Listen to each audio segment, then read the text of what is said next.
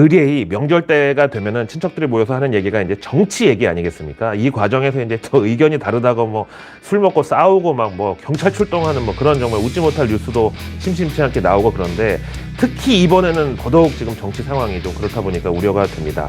근데 우리가 이제 추석 연휴를 앞둔 K 증시가 뭐 거래량도 부진했고 하여간 내내 상태가 메롱이었지만 그 와중에도 엄청난 변동성과 함께 거래량이 터졌던 쪽은 역시 정치인 테마주들이었습니다. 특히 이번에 이제 이재명 민주당 대표의 구속영장 실질심사 전후로 해서 포스트 민주당 대선 후보가 누구냐 해서 뭐 이낙연, 김동연, 김두관 등등 그리고 이제 여권에서는 한동훈 테마주가 또 유동을 쳤었습니다. 마침 이제 추석 연휴도 되고 했으니까 이 정치인 테마주에 대해서 한번 심층 분석을 해보겠습니다. 우선 요 정치인 테마주라는 거는 꼭 우리 K 증시에만 있는 건 아니고 뭐 이제 미국 월스트리트에도 그리고 일본 니케이 증시에도 분명히 정치인 테마주는 존재를 합니다. 그래서 이제 일본의 경우는 아베 전 총리가 그 암살 당했을 때 그때 이제 그 아베 가문에 관련된 일본 증시 관련주들이 폭락을 했었습니다.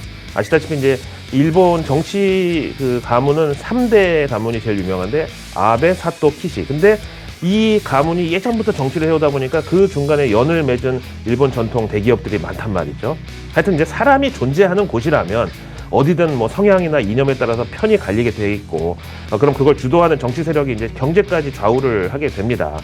지금 미국도 트럼프가 당장 내년에 자기가 대통령 되면은 바이든과 전기차를 함께 폐기시켜 버리겠다고 으름장을 놓고 있는데 근데 이제 그 전에 오바마 대통령 그 당선 전에도 미국 대선에서 오바마 테마주로 미국 헬스케어, 즉 건보 개혁안 그 공약에 맞춘 민간 건강보험사들, 병원 체인 그리고 친환경 에너지 관련주들이 당시 이제 여론조사에서 오바마 지지율 나올 때마다 그대로 연동이 주가가 됐었고 반대로 이제 당시 공화당 후보였던 미트 롬니는 월가 대형은행들하고 이제 금융주들이 이 롬니 테마주로 분류돼가지고 이번에 만약에 롬니가 대통령 되면은 기존의 볼커 룰이나 이런 거 싹 다 풀어준다고 당시 이제 기대를 많이 했었죠.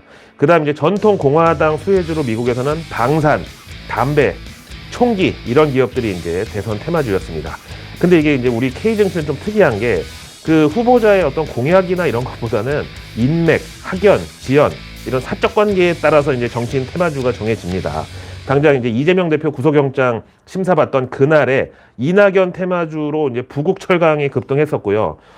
이유를 보면은 여기 부국철강 대표가 이낙연 전 총리하고 광주 북성고등학교 동문이라는 이유로 그냥 어사무사 이낙연 테마주가 됐어요. 이것도 최초에 아마 퍼뜨린 그 세력들이 있겠지. 하여튼 그래서 바로 그 다음날 이제 이재명 대표 영장 기각되니까 하루 만에 그냥 나락을 가버렸죠. 그 다음에 이제 김동연 경기도지사 관련주는 PN 풍년이라고 있어요. 맞아요. 그 압력밥솥 풍년밥솥 만드는 그 회사. 여기는 또 김동연 지사랑 뭔 관련이 있나 봤더니 여기는 이제 대표도 아닌 감사가 김동연 지사랑 덕수상고 동문이라서 그렇대요.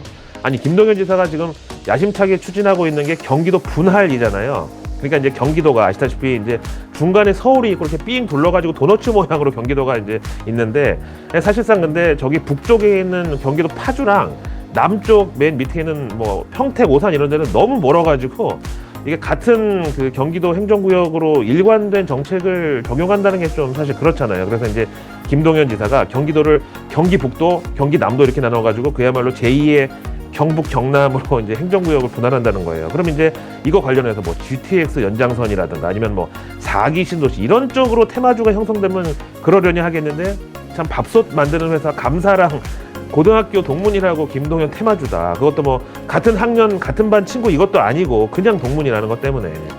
그 다음에 이제 이번에 이재명 대표 구속영장 심사 관련해가지고 또 한동훈 테마주도 증시에서 이제 천국과 지옥을 오갔는데요.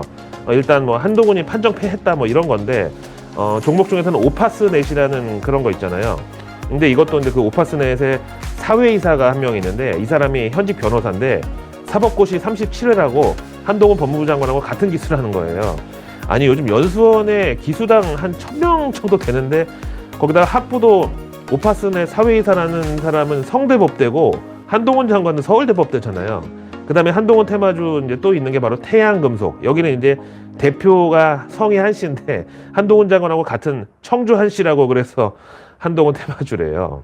아시다시피 이거는 뭐 누굴 까는 게 아니라 우리 집안도 마찬가지야. 내가 봤을 때는 그 갑오경장 1894년 이전에는 그 당시 이제 대한민국 사람 90%가 족보와 성이 제대로 갖춰져 있지 않은 그런 계급이었는데 이제 그때 가보경량 때 이제 다 족보 사가지고 이제 우리도 양반입니다 뭐 무슨 몇 시죠 무슨 몇 대죠 뭐 이렇게 된 거잖아 사실. 그다음에 이제 노을이라는 이제 종목도 한동훈 테마주로 한참 이름을 날렸었는데 이유는 거기도 이제 대표도 아닌 사회이사 한 사람이 서울법대 콜롬비아 로스쿨까지 그 한동훈 장관하고 겹친다고. 그리고 이제 또 그 양반이 김앤장 그 근무 경력이 있는데 이거는 한동훈 장관 뭐 그 아내분하고 겹친다고. 그래서 한동훈 테마주가 됐습니다. 그러다가 이제 주가가 급등하니까 이제 바로 이게 웬 떡이냐 하고 곧바로 유상증자를 때려버리면서 많은 사람들이 또 여기서 허탈하게 됐죠. 하여간이 한동훈 테마주는 이제 당분간은 좀 조심을 해야 되는 게 하도 지금 뭐 여야 할 것 없이 거기다 언론들까지 한동훈 장관이 내년 총선에 출마하냐 안 하냐 이제 그냥 거의 사생팬격으로다가 집착을 하고 있는데 아무리 이제 본인이 나는 그럴 생각이 없다고 해도 도무지 믿어주지를 않죠. 그런 와중에 갑자기 윤석열 대통령이 나서가지고 한동훈 장관 그 차출설에 대해서 거의 짜증을 내면서 우리 동훈이는 아직 정치를 할 준비가 돼 있지도 않고 본인도 그럴 생각이 없다고 법무부 장관 잘하고 있는데 자꾸 흔들지 말라고. 근데 아니 이걸 왜 대통령이 나서서 변호를 하는 건지 모르겠지만 하여간 정치 안 한대 지금으로서는. 그러면 이제 뭐 안철수 전 대표의 경우는 본인이 직접 창업주 겸 대표로 있었던 안랩 주가가 뭐 안철수 지지율에 따라서 움직이는 거는 그러려니 하겠는데 다른 안철수 테마주의 경우는 뭐 다 인맥의 동문에 거의 뭐 그냥 스치기만 해도 그냥 다 테마다 이런 식이었어요. 그러니까 우리나라 이 대한민국에서는 아직도 어떤 정경유착이나 뭐 특정인이 특정 기업을 밀어주고 특혜주고 또 세무조사 커버 쳐주고 뭐 이런 일이 있다는 거를 우리 모두가 이제 인정할 수밖에 없다는 거예요. 근데 이제 한번 금감원하고 한국거래소가 공동으로 이 정치 테마주를 전수 조사했던 적이 있는데 당시 131개의 정치 테마주를 꼽아가지고 선거 전후의 가격 동향을 분석했는데 99%의 손실을 개인들이 떠안았다고 조사 결과가 나왔어요. 그 다음에 자본시장연구원에서도 이 남길남 연구원님이라고 나름 유명한 분이 있는데 이분이 이제 또 그 분석을 했는데 K증시 정치 테마주의 경우는 특징이 정책 관련해서는 10%밖에 안 되고 제일 높은 게 공통지인 44%, 다음 이제 사적 인연이 두 번째로 18%, 그 다음이 학연 16%, 그 다음에 이제 종친, 그러니까 같은 집안 사람, 이게 최익현 씨 이것처럼 이게 6%, 이런 순서였습니다. 근데 저 개인적으로는 이 정치 테마주를 그렇다고 또 우리가 그냥 무시할 수만은 없는 게 이게 또 소름 끼치는 증거를 또 제가 직접 본 적이 있어요. 왜 지난 서울시장 그 보궐선거 전에 국민의힘에서 안철수하고 오세훈이 경선 붙었었잖아요. 그래서 당시 이제 K증시에서도 이제 두 사람 정치 테마주가 아주 그냥 그때 난리였는데 그 경선 당일날 원래 경선 결과가 이제 장 마감하고 나서 오후 4시 반에서 5시 사이에 나오기로 돼 있었거든요. 근데 사실 그때 대부분의 사람들이 아유 이번에는 안철수가 이길 거다. 저 원래 서울시장 자리가 안철수 건데 이제 전에 박원순 시장한테 양보한 거 아니냐. 원래 안철수가 다시 가겠지라고 예상들 했었거든요. 근데 그날 장 마감 직전에 3시 15분부터 갑자기 안철수 관련주들 다 꼬라박고 오세훈 관련주들이 다 급등하면서 그렇게 끝이 나더라고요. 이거 제가 제 눈으로 직접 목격했던 그런 거예요. 근데 아니나 다를까 결국 서울시장 후보 경선 결과가 4시 40분쯤 나왔는데 진짜로 오세훈 후보가 승리를 했다는 거야. 이거 분명히 그 경선 개표단 어디선가 이게 정보가 새 나왔지 않았나, 이거 의심할 수밖에 없죠. 자, 그럼 이제 우리 추석 연휴 이후 K증시 내일 뉴스 미리 보기로 넘어갑니다. 일단 우리는 10월 3일 화요일까지 연휴 겸 휴장인데 중국은 다음 주도 금요일까지 쭉 국경절 연휴가 이어집니다.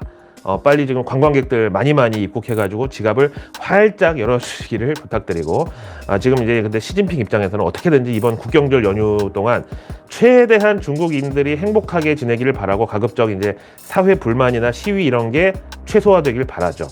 이제 시진핑이 영구 집권으로 제도 변경을 하기 전에 원래 중국 공산당 당헌 당규에 명시된 중국의 핵심 이익 3가지가 첫째가 기본제도와 국가 안전보호, 둘째가 국가 주권과 영토 안정, 셋째가 경제사회 지속 및 안정적 발전, 이렇게였는데 이게 그때 어떻게 바뀌었냐면은 첫 번째가 중국 공산당의 영도, 사회주의 제도, 이렇게 이제 공산당의 파워를 제일 앞에 뒀어요. 그 다음 둘째는 뭐 중국의 주권, 안전, 영토, 그리고 국가 통일, 이게 들어갔죠. 이게 바로 이제 대만이 식겁한 대목이고, 그 다음 이제 세 번째가 중국 사회의 지속 가능한 발전의 기본적 보장이라고 해서 이들 이익은 침범되거나 파괴될 수 없다. 이거는 이제 미국을 들으라고 한 소리 같죠. 근데 이제 중국이 저렇게 공산당의 영도를 우선시하는 이제 사이에 경제가 이제 너무 안 좋아진 거예요. 심지어 중국 지방 공무원들이 공무원 월급도 40%까지 삭감하고 구조 조정까지 들어간다고 해가지고 이게 원래 중국도 공무원 하면 이제 철밥통의 이미지였는데 그게 흔들리고 있다는 거예요. 그럼 이제 중국이 아예 그 감춰버리고 발표조차 하지 않고 있는 청년 실업률 이거 더 올라갈 수밖에 없잖아요. 그럼 이게 바로 사회 불만과 시위로 이어질 공산이 크죠. 그 사이에 미국에서는 10월 1일 일요일부터 공식적으로 이제 2024 회계 연도가 시작이 되는데 그 전에 예산안 처리가 안 되면 이제 셧다운 가는 거고 지금으로서는 근데 한 달짜리 임시 예산안이라도 결국 합의가 될 것으로 봅니다. 그리고 이제 이날 10월 1일부터는 그동안 코로나 때문에 유예됐던 미국의 학자금 대출 상환이 재개가 됩니다. 이거는 미국 대학생이 얼마나 되냐. 미국은 듣자 하니 대학 진학률도 한 60% 정도라서 우리보다 높지도 않다던데 학자금 대출이 그렇게나 부담이냐 이럴 수 있는데 실제로는 코로나 때문에 유예됐던 학자금 대출자 인원수가 총 4,300만 명? 거의 우리 전 인구하고 맞먹고 총 액수는 1,000억 달러라네요. 우리 돈으로 135조 원이죠. 거기다가 이제 코로나 지나면서 금리가 지금 완전히 점프를 했으니까 이걸 어쩌겠습니까? 실제로 미국에서는 이 학자금 대출 상환 개시로 보통 이제 젊은 층이 구매를 많이 하는 화장품하고 액세서리 그리고 캐주얼 의류, 여행 상품 이런 것들의 매출이 직격탄을 맞을 것으로 지금 대비를 하고 있습니다. 그러고 나면 이제 바로 다음 주 목요일에 삼성전자 3분기 잠정 실적이 공개될 예정입니다. 그리고 나면 이제 그 다음 주 화요일 10월 10일 일명 쌍십절에 북한 노동당 창건일인데 지금 북한이 정말 경제 사정이 심각하다고 그러죠. 그런 와중에 러시아가 식량 원조 해준다니까 또 그건 안 받겠다. 그냥 우주 항공 쪽에만 공조하고 서로 돕자 이렇게 자존심을 또 세웠는데 그래서 이번에는 특히 이 노동당 창건일이 더 긴장이 되긴 합니다. 런하 반갑습니다. 이번 추석 특집 컨텐츠로 이제 구독자님들께서 내일 뉴스하고 먹방도 좋지만 명절이니만큼 가족들이 함께 볼 수 있는 어떤 투자와 재테크에 대한 일반론적인 런던 고라니의 어떤 뷰를 들려달라고 하신 분들이 많으셔가지고 오늘은 이거를 또 준비했습니다. 차 타고 이제 장거리 이동하실 때 혹은 친척들끼리 모인 저녁 자리에서 누구 삼촌이 주식하다가 말아먹어가지고 신불자 됐네. 누구 이모가 이제 주식하다가 집 날려 먹었네. 이런 소리보다는 제가 지금부터 들려드리는 이야기를 본인 생각인 것처럼 이렇게 써먹으시면 돼요. 그럼 적어도 이제 조카들이나 아니면 친척분들한테 원망을 들을 일은 없을 겁니다. 두고두고 고맙다는 소리 들을 수 있습니다. 일단 저 런던 고라니는 이제 사람이 아니문이다. 근데 이 런던 고라니의 캐릭터는 비영리.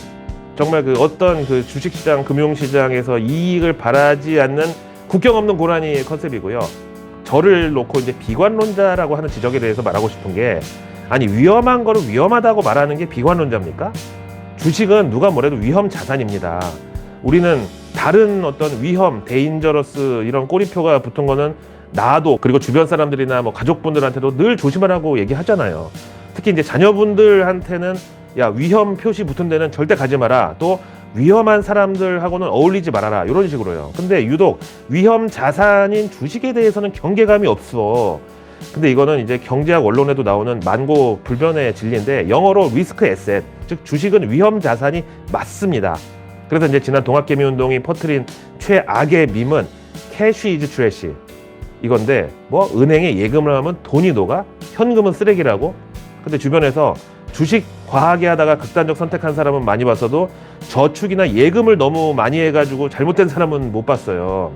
그 다음에 이제 저한테 투자를 잘하는 방법, 재산 증식을 빠르게 할 수 있는 방법을 이제 물어보신다면 저는 최대한 빨리 시드머니를 만드는 게 중요하다고 이제 말씀드리는데 그러려면은 자녀분들이 사회 초년생으로 이제 나왔을 때 최대한 고소득 직장이나 이제 전문직의 직업을 갖는 게 중요하죠. 그러려면 이제 학창 시절부터 사교육, 공교육 하여튼 부모 찬스 할 수 있는 거 다 해줘야죠.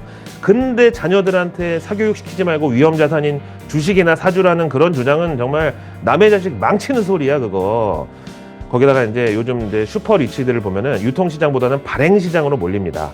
물론 이제 그들도 삼성전자, 현대차, 카카오, 네이버 이런 거 이제 들고는 있지만 진짜 이걸로 매매하면서 알 주식 거래를 거의 안 하고 진짜 전략적 투자는 발행시장, 그러니까 이제 비상장에 있는 벤처나 시드 투자에 큰 비중을 두고 있다는 뜻입니다. 장중에 그러니까 맨날 호가 보면서 올랐네 내렸네 하면서 거기 매몰돼 가지고 주식을 맨날 그 매매하는 개인들은 가장 열 위에 있다는 뜻이죠. 아니 도매 시장이나 밭대기로 야채를 띄어다가 음식점 하는 사람하고 편의점에서 그냥 식자재 사다가 장사하는 사람하고 누가 돈을 더 많이 벌겠습니까? 뻔한 거잖아요. 그렇다고 이제 한국 주식과 한국 경제에 대해서 무조건 제가 비판적인 비관적인 입장은 아닌 게 4차 산업혁명 발상지는 이 한반도가 맞습니다. 일단 한반도 이름값을 제대로 하는 게 반도체.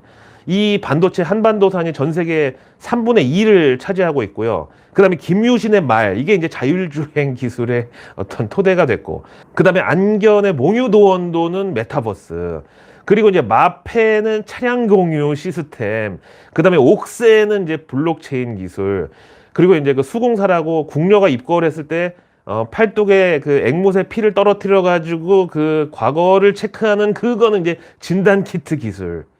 요거는 뺍시다. 자녀분들도 보고 계시는데.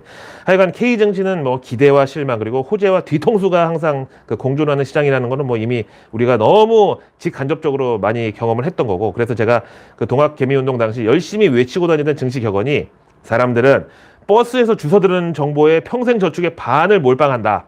이 바로 피터 린치의 말이었습니다. 물론 이거는 50년 전에 나온 얘기지만 여기서 버스를 유튜브로 바꾸면 지금도 역시 100% 맞는 진리죠. 거기다 이제 K증시에서는 분신술까지 막 그 등장을 하면서 우리의 그 눈을 시선을 막 그 교란시키는 전술을 쓰는데, 요게 무슨 소리냐면은 바로 물적 분할. 그래서 이제 어떤 기업이 돈 못 벌면 유상증자, 돈 잘 벌면 바로 그 사업부 물적 분할해가지고 상장시키는 건데, 말이 물적 분할이지 사실상 자회사 중복 상장입니다. 특히 이제 국내 대기업 집단 뭐 카카오, SK, LG가 이런 자회사 중복 상장으로 신나게 재미를 봤고요. 또 지금 유동성의 어떤 끝물에서도 막판까지 재미를 보려고 노력 중인데, 실제 지난 코로나 때 이제 경기 하방 위험을 방어하기 위해서 풀렸던 긴급 유동성이 다 저런 대로 빨려 들어갔다고 해도 과언이 아닙니다. 그 물적 분할에 탈을 쓴 중복 상장, 이게 왜 문제냐면은, 그래도 이제 인적 분할이라는 거는 주식을 보유한 비율대로 신주를 지급하는 건데, 이런 식으로 이제 신규 사업 투자 자금 조달 위해서 유상증자 물량을 풀어놓는 건 그래도 기존 주주 입장에서는 이해할 만하죠. 미국에서는 이제 불가피하게 회사 분할이 필요하면 거의 이 방법을 쓰는데, 일례로 지난 그 화이자에서 마일란이라는 사업부를 분리하는데 인적 분할의 한 방법으로 비아트리스라는 회사를 설립해가지고 마일란을 흡수합병한 다음에 기존 주주들한테 한 주당 여기 비아트리스 신주를 0.124주씩 교부를 해줬습니다. 그래서 화이자 주식 10,000주 가진 사람은 가만히 앉아서 1240주를 받은 거죠. 하지만 K증시에서는 대부분이 그냥 생 물적 분할, 기존 주주들한테는 아무 혜택도 없이 그냥 회사 사업 분야 일부를 뚝 띄어가지고 그냥 분리해버리는 건데, 이러면 기존 주주는 멀쩡한 자기 지분 일부를 강탈당하는 꼴이 됩니다. 이렇게 물적 분할로 자회사 상장 나가는데 기존 주주가 주식 가만히 들고 있다가는 그냥 물적 분할로 분리돼 나간 사업 부문만큼 주가는 하락하기 마련이죠. 모 회사의 자회사 지분이 뭐 매우 크게 할인이 적용되는 건데, 이걸 시장에서는 지주사 할인이라고 부릅니다. 괜히 이제 지주사 주식은 건드리지 말라고 하는 게 아니고, 카카오도 SK도 뭐 에코프로도 다 지주사 성격이잖아요. 카카오 이 중에서 제일 악질적인 거는 이제 카카오인데, 카카오뱅크, 카카오게임 다 이제 물적 분할로 분할 상장했지만 카카오 주주가 받은 건 아무것도 없었고, 결국 지금 주가는 코로나 당시 한창 때에 비해서 4분의 1 토막입니다. 그 다음에 카카오페이, 카카오엔터, 카카오 모빌리티 이런 것도 지금 줄줄이 또 상장 대기하고 있는데, 그래도 카카오 주주들한테는 아무런 보상도 없어요. 하지만 시장에서는 카카오 시총에서 저런 자회사 상장분을 제외시킬 수밖에 없기 때문에 카카오 주가는 뭐 떨어질 수밖에 없었는데, 이게 어떻게 보면 필연이었죠. 그래서 예를 들어서 뭐 대체 불가능한 기업이라고, 또 우리 주변에서 늘 가까이 있는 기업이라고 카카오만 장투한다고 하면은 카카오 자회사 상장될 때마다 주가 계속 할인 적용되는 거 못 피한다는 얘기예요. 뭐 LG화학도 마찬가지였죠. LG에너지솔루션 물적 분할로 LG화학은 배터리 사업부 기존 가치만큼 지주사 할인으로 시총이 깎일 수밖에 없는 거고, 당연히 LG화학을 가만히 들고만 있던 주주들은 앉은 자리에서 주가 하락에 노출된 거예요. 하지만 이런 상황에서도 대주주나 뭐 사주 일가는 여러 장치들을 동원해가지고 새로 분리되는 회사의 주식을 뭐 액면가로 취득하든가 아니면 구주랑 지분 교환하는 이런 약정 같은 걸 체결하는 게 가능하기 때문에 전혀 손해를 보거나 아쉬울 게 없습니다. 이런 면에서 삼성전자는 그나마 그동안 장기 우상향이 가능했던 게, 만약에 삼성전자도 IM, DS, 뭐 CE 이렇게 세 개의 사업 부문 다 물적 분할을 했거나 아니면 반도체, 스마트폰, 소비자 가전 이런 식으로 분리해가지고 분할 상장했으면은 삼성전자 주가는 뭐 지금 저 정도도 안 될 정도로 이미 나락을 갔을 거예요. 삼성전자 이제 말 나온 김에 우리 K증시에서 삼성전자가 갖는 역할은 정말 5,170만 전 국민을 비자발적인 투자자로 이제 만들어 버렸다는 건데, 일단 전 국민의 노후를 책임지고 있는 국민연금 주식 운용에서 제일 큰 비중 차지하는 게 삼성전자죠. 여기다가 우리나라 공무원 수만 110만인데 이분들 연금 굴리는 공무원 공제회, 그리고 여기서 분리된 군인 아저씨들 그 군인 공제회, 경찰분들은 경찰 공제회, 선생님들은 사학연금, 그 밖에도 뭐 과학기술인 공제회, 전기공사 공제회, 국민체육진흥공단, 수출보험공사, 중소기업 중앙회, 노란우산 공제회, 그리고 학교재단하고 공익재단들, 그리고 우정사업본부까지 다 주식 비중 1위 삼성전자야. 여기다 이제 미성년자까지 다 포함되어 있는 종신보험, 그리고 퇴직연금 운용하는 보험사들, 그리고 내 예금이랑 우리 가족들 이름으로 저축 들어있는 은행, 상호신용금고 전부 다 운용자산 1위가 삼성전자입니다. 그래서 금융 문맹보다 무서운 게 금융 생명이야. 우리는 이미 다 직접이든 간접이든 주식 투자를 하고 있고 삼성전자 주주거든요. 근데 왜 꼭 그 직접 투자만을 해야지 부자가 될 수 있다고 마바라들은 부추기느냐. 아유, 마바라 얘기 안 하려고 그랬는데. 그래서 이제 장담하건대 당장 올 연말에 삼성전자가 전고점 96,800원 뛰어넘어서 10만 원 찍는다. 그럼 이제 올해 연말 소비는 거의 이제 매일 크리스마스 이브처럼 평소 2배, 3배 막 나올 수 있습니다. 집에서 이제 가족들 먹을 치킨 한 마리 시킬 거 2마리, 3마리 시키는 거고, 피자도 이제 2판 시킬 거 3판 시키고, 또 밖에서 외식하는 분들도 삼겹살 먹을 거 목살하고 갈매기살까지 껍데기까지 하나라도 더 먹고 더 시킬 거 아니야. 하다못해 이제 투다리에서도 꼬치 2개 시킬 거 3, 4개 시키고, 황도도 시키고, 포장마차에서도 닭똥집에다 이제 계란말이까지 시키는 거죠. 그럼 이제 K증시는 정말 오만정 다 떨어져가지고 못하겠다. 역시 자본주의 선진국이자 기축통화국 미국으로 가자. 그러니까 미국 주식은 장기 투자하면 무조건 승리한다는 뭐 주장이 있는데 틀린 건 아니에요. 증시 역사에서 최근 20년 동안 통계를 봤을 때 미국 시장에서 당일 상승할 확률은 50대 50. 이건 뭐 당연한 거 아니냐고 할 수 있는데, 우리 K증시는 하루 단위로 주식시장에서 수익 낼 확률이 절반이 안 돼요. 아무튼 미국 증시 1년 단위로는 돈 벌 확률 68%, 10년 단위로는 88%, 20년으로 보면 100%가 나왔습니다, 지금까지. 근데 이게 닷컴버블 이후 20년이라는 점은 좀 참고를 해야 되고, 워낙 밑에서 시작했으니까. 또 이렇게 이제 미국 증시에서 20년을 버틴 사람들은 자기 자산의 주식 비중이 10%, 혹은 월소득의 2배를 절대 안 넘는 사람들입니다. 그렇기 때문에 이제 20년을 버티는 게 그런 차원에서 가능했던 거고, 사실 이제 K증시도 뭐 장기 투자, 가치 투자로 큰 돈을 번 사람들, 수익을 낸 분들이 없는 건 아니에요. 뭐 유퀴즈에도 나온 그 택시기사 아저씨도 있고. 근데 이제 글로벌 금융위기나 지난 그 코로나 팬데믹 초창기처럼 그렇게 주식시장에서 막 전부 다 폭락을 하는 우량주, 대형주도 안 통하는 그런 상황에서 전략적으로 주식을 저가 매수할 수 있는 야수의 심장을 가진 사람하고, 그 이후 정말 오랜 세월을 무던하게 버텨가지고 결국 수익을 낼 수 있는 그 사람은 아예 두 사람의 성향이 다른 사람이야. 이걸 둘 다 가질 수가 없다고. 두 마인드를 동시에 갖춘 사람은 다중인격장애자야. 2008년 그 서브프라임 사태 때 삼성전자를 8,000원에 샀던 사람은 그 2021년 초에 삼성전자 96,800원까지 버텼다가 최고점에서 팔아가지고 돈을 버는 그런 사람의 성향을 가지고 있지 못하다고. 그럴 확률이 적어요.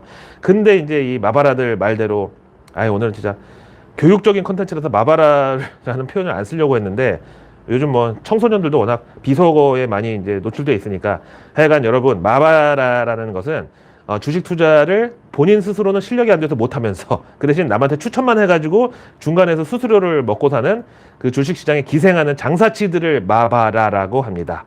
그래서 이제 마바라들이 맨날 써먹는 가치 투자 이런 게 이제 후행적으로 보면 다 가능한 시나리오지만, 시장 참여자로 그 안에 들어가 있으면 전혀 이 마인드가 그렇게 안 돼. 그런데 이런 사후 편향을 이용해가지고 자기네 장사 수단으로 삼는 이제 마바라들은 사후 편향이라는 걸 이제 악용하는 거죠. 이 사후 편향은 과거의 우연한 사건을 되돌아보면서 이를 자신의 영웅적 스토리로 재구조화하는 것을 이제 뜻하고요. 과잉 확신과 함께 투자자들이 제일 조심해야 될 사고의 착각 중에 하나입니다. 자, 그럼 이제 10대, 20대 혹은 다시 내가 사회 초년생으로 돌아간다면 내 금융 투자를 어떻게 시작을 하는 게 좋나? 우선은 내가 살 집부터 마련하고 주거 안정성을 확보하는 게 전제 조건입니다. 그래서 이제 월세 살면서 그 돈을 주식하라는 이제 의견은 절대 동의할 수가 없는데, 그 앞에 말씀드린 피터 린치, 별명이 월가의 영웅인데, 이 사람도 주식, 채권, 펀드 그 어떤 투자에 앞서서 먼저 집을 장만하라고 이제 조언을 했어요.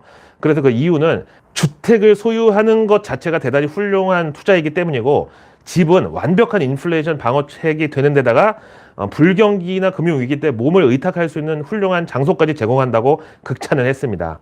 그래서 저도 이제 주거 안정성이 어떤 경제적 자유의 첫 번째 조건이라고 말씀드리고 싶고, 최소 이제 10년 정도 일정한 소득만 보장돼 있다면 영끌도 저는 가능하다고 봐요. 단 이제 수도권의 경우에 한해서만 이라는 전제를 달고요. 근데 대한민국 뭐 서울 그리고 이제 경기도 신도시까지 장기적으로 봤을 때 여전히 저는 우상향의 가능성이 높다고 봐요. 거기다가 어차피 내가 들어가서 살 집이니까 부동산 시장을 사이클로 볼 수도 있고, 뭐 인구 증가율이나 출생률, 심지어 뭐 집권당의 성향 등 다양한 분석의 툴이 있지만, 서울하고 수도권은 장기적으로 봤을 때 여전히 저평가 요소가 많기 때문인데, 그리고 이제 뭐 일본의 부동산 버블 꺼지고 잃어버린 10년 왔다고 해도 도쿄 중심가 주택 가격은 보합권 유지했고요. 거의 안 빠졌어. 근데 최근에 그 이전 가격을 넘어서 다시 반등이 나오고 있잖아요. 그리고 이제 여유자산 운용은 국민연금 4411 포트폴리오를 따르라고 이제 권하고 싶은데, 물론 중간중간 리밸런싱은 필수죠. 근데 국민연금 기금운용 포트폴리오상 40%가 채권, 40% 주식, 10% 대체 투자, 나머지 10%는 이제 단기 자금. 그러니까 당장이라도 현금화할 수 있는 뭐 예적금 이런 건데, 이 중 채권 40%의 경우는 뭐 개인 투자자들은 원금 보존, 즉 원금 보장 추구형으로 볼 수 있는 보험, 적금, 또 달러 예금, 토지 이런 걸로 대체하는 것이 좋다고 생각하고, 그다음 이제 주식 비중 40%는 이미 뭐 펀드나 퇴직연금 그리고 보험 상품에서 다 이제 주식 투자를 하고 있기 때문에 그 비중으로도 저는 직접 투자 없이 뭐 충분하다고 보고, 만약에 직접 투자, 직접 매매를 하고 싶으면 통장 쪼개기처럼 계좌 쪼개기를 해가지고 투자 기간이나 이제 종목 특성에 따라서 나눠 놓는 거죠. 그다음에 이제 대체 투자 10%는 금, 달러 이런 것들, 그리고 뭐 가상화폐나 비상장 주식 일부 가능하고, 그 다음에 10%는 언제든 인출 가능한 수시 입출금 예금으로 보유하는 게 좋다. 그러다가 이제 지난 코로나 그 팬데믹 초창기처럼 증시가 폭락하면 자동적으로 이 4411이 5대 2대 1.5대 1.5 이렇게 될 수밖에 없어요.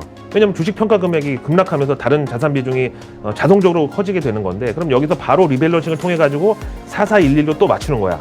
그럼 다른 비중이 커진 자산에서 떼어가지고 그 2로 줄어든 주식 비중 4를 이렇게 채워 넣는 방식이죠. 그러다가 주가가 다시 반등해가지고 3, 5, 1, 1이 되면 주식 비중을 또 덜어가지고 그때는 다시 4, 4, 1, 2로 맞추는 방법으로 대응을 하는 거죠. 참 여기서 이제 국민연금 포트상 채권 40% 이거를 대체할 수 있는 수단 중에 저는 토지도 좋다고 보는데, 장기 투자 관점에서는 주식보다는 토지가 훨씬 나을 수도 있어요. 그래서 그 어떤 맹지보다도 우량주 애플보다 안전자산일 수가 있다. 특히 우리나라처럼 산지가 70%고 평지가 30%밖에 되지 않는 환경에다가, 심지어 이 땅은 절대로 주식처럼 찍어내거나 뭐 유상 증자를 하거나 복사하거나 수량을 늘리고 줄이는 게 불가능합니다.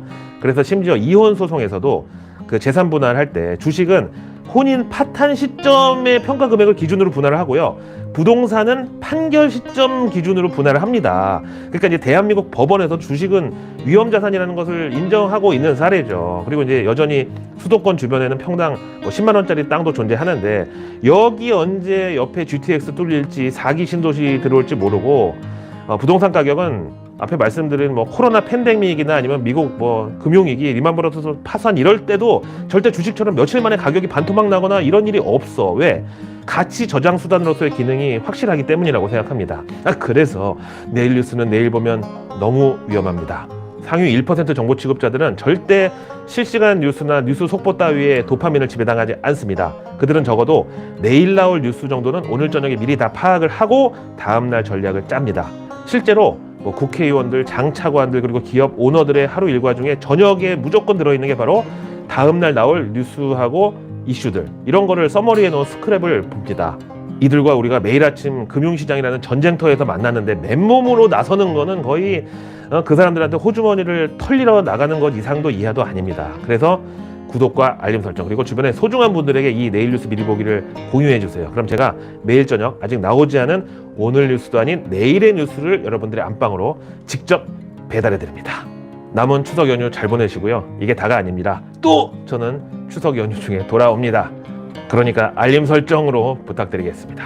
감사합니다.